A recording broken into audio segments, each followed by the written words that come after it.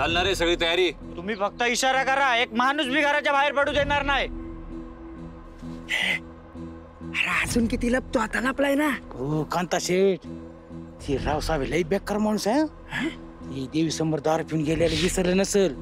आणि आता जर मला पाहिले ना, अयो मी गेलोच, मला जळत्या घरात फेकतील. हा भैरू कुठे दिसत नाही.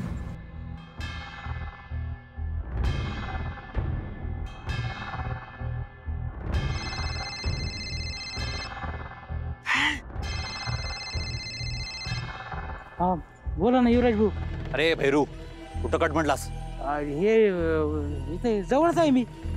जवळच आहे काय? ये ना मग इकडं. नाही ना, अहो ते रावसाहेबांसमोर यायला लई भीती वाटते. आणि ते काय ते अजून ते विसरले नसतील ना. भैरू, हो नाही, तुमच्या पाया पडतो शिवराज भाऊ. तुम्ही काय करा, तुम्ही घर जाळून गेलात तरी चालेल. आम्ही राख सावरून येतो. हा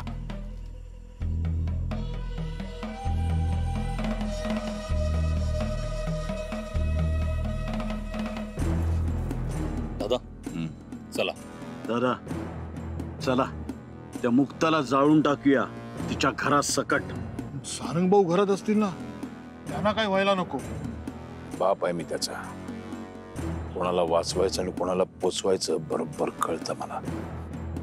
चला चला.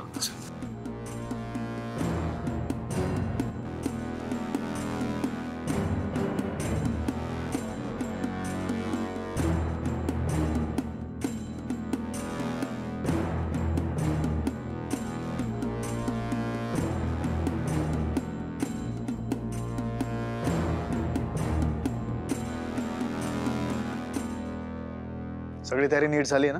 आत्माराम करू. आत्माराम तुझ्याकडे लय मोठ्या मोठ्या गाड्या येतात आहेत.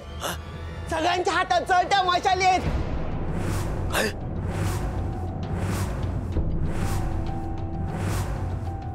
बाबू तुझं घर जाळायचं असं म्हणतात आहेत. अरे देवा, अगं हा चल मी येतो. अण्णा घर मागे या. कोण तुम्ही घाबरू नका, मी आहे. ओके, मी सगळं सांभाळून घेईन.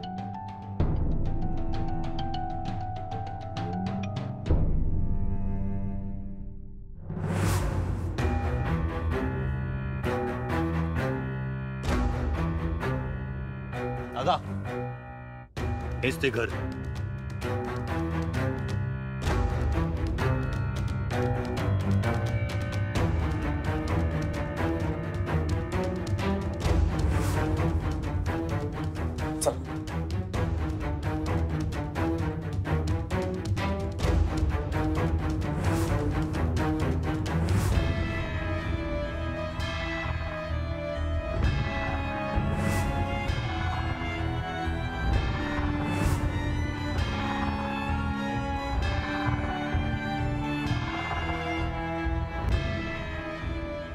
ए मुक्ता, बाहेर ये. आत लपून काय बसलीस? बाहेर येऊन बघ. तुझा बाज उतरवायला स्वतः रावसाहेब नगरकर इथे आलेत.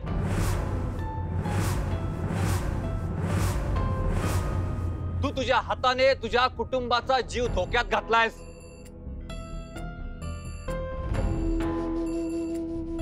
अजूनही तुझ्या घरच्यांच्या जीवाची काळजी असेल तर बाहेर ये आणि दादांच्या पायावर नाक रगडून माफी माग. ये बाहेर. नाहीतर तुझ्या घराची होळी करून टाकू आम्ही. घराचं स्मशान करून टाकू.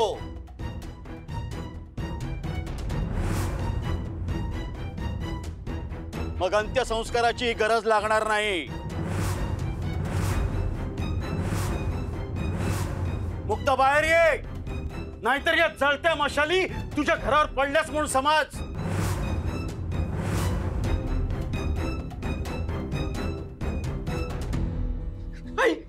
ते आपलं घर खरंच जाणार आहे. मला चटक्यांची खूप भीती वाटते. ए गजा, घाबरू नकोस. जोपर्यंत मी इथे आहे ना, तोपर्यंत ते काहीच करू शकत नाही.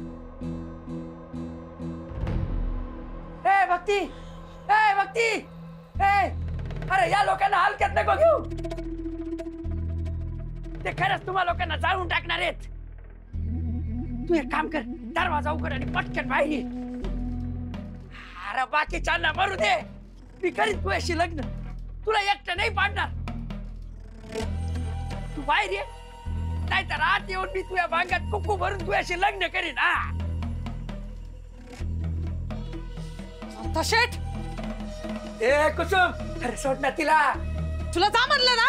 अरे असं काय करते तू? अरे कळतं का तुला? अरे ते चालून टाकणार आहेत.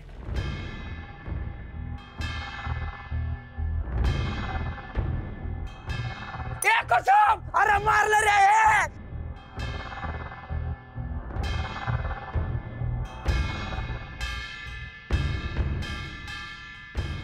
ही केल्या या कांता शेठचा माज कमीच होत नाहीये.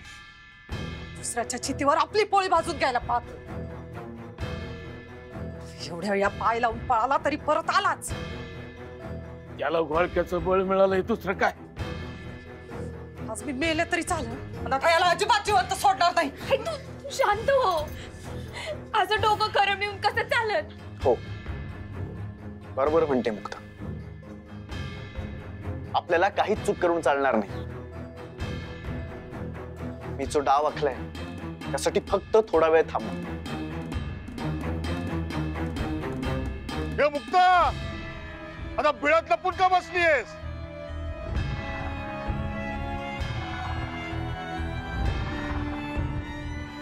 हा तुझ्यातल्या वाघिणीची शेळी कशी झाली? कुठे गेला तुझा जोर आणि करारी बाणा? बाहेर ये.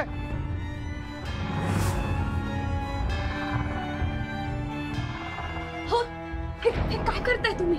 त्यांना उत्तर द्यायला चाललो. बाहेर? पण तुमचं डाव? सगळं त्यानुसारच होईल. पण मुक्ता, हे तुला काही बोलत असताना मी असा आत्मने भेकडासारखा नाही थांबू शकत. ही मर्दांची टोळी